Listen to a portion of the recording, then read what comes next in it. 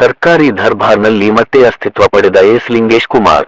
BDCC bank ನಿರ್ದೇಶಕರಾಗಿ S Lingesh ಕುಮಾರ್ಗೆ 5 ಮತಗಳ ಅಂತರದ ಜಯ. ಜೆಡಿಎಸ್ಗೆ ಪಕ್ಷ ನಿಷ್ಠೆಯಲ್ಲಿ ಮತ್ತೊಮ್ಮೆ ಮುಖಭಂಗ. ಭಾರೀ ಕುತೂಹಲ ಕೆರಳಿಸಿದ್ದ ಚನ್ನಪಟ್ಟಣ ಬಿಡಿಸಿಸಿ ಬ್ಯಾಂಕ್ ನಿರ್ದೇಶಕರ ಚುನಾವಣೆಯಲ್ಲಿ ಕಾಂಗ್ರೆಸ್ ಪಕ್ಷದ ಅಭ್ಯರ್ಥಿ ಎಸ್ ಲಿಂಗೇಶ್ ಕುಮಾರ್ ಅವರು 5 ಮತಗಳ ಅಂತರದಲ್ಲಿ ಗೆಲುವಿನ ಬಾವುಟ ಆರಿಸುವ ಮೂಲಕ ಮತ್ತೊಮ್ಮೆ ಡಿಕೆಶಿ ಮತ್ತು ಸಿಪಿವೈರ ಬೆಂಬಲ ಮತ್ತು ಸರ್ಕಾರಿ ದರ್ಬಾರ್ನಲ್ಲಿ ಸಹಕಾರಿ ಕ್ಷೇತ್ರದಲ್ಲಿ ಮತ್ತೊಮ್ಮೆ ಅಸ್ತಿತ್ವವನ್ನು ಸಾಧಿಸಿದ್ದಾರೆ.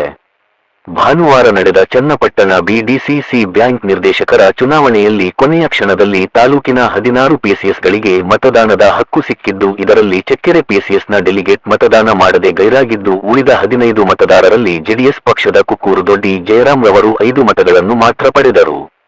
ಕಾಂಗ್ರೆಸ್ ಪಕ್ಷದ ಎಸ್ ಲಿಂಗೇಶ್ ಕುಮಾರ್ ಅವರು 10 ಮತಗಳನ್ನು ಪಡೆದು 5 ಮತಗಳ ಅಂತರದಲ್ಲಿ ಗೆದ್ದು 3ನೇ ಬಾರಿಗೆ ಬಿಡಿಸಿಸಿ ಬ್ಯಾಂಕ್ ನಿರ್ದೇಶಕರಾಗಿ ಆಯ್ಕೆಯಾಗಿದ್ದಾರೆ.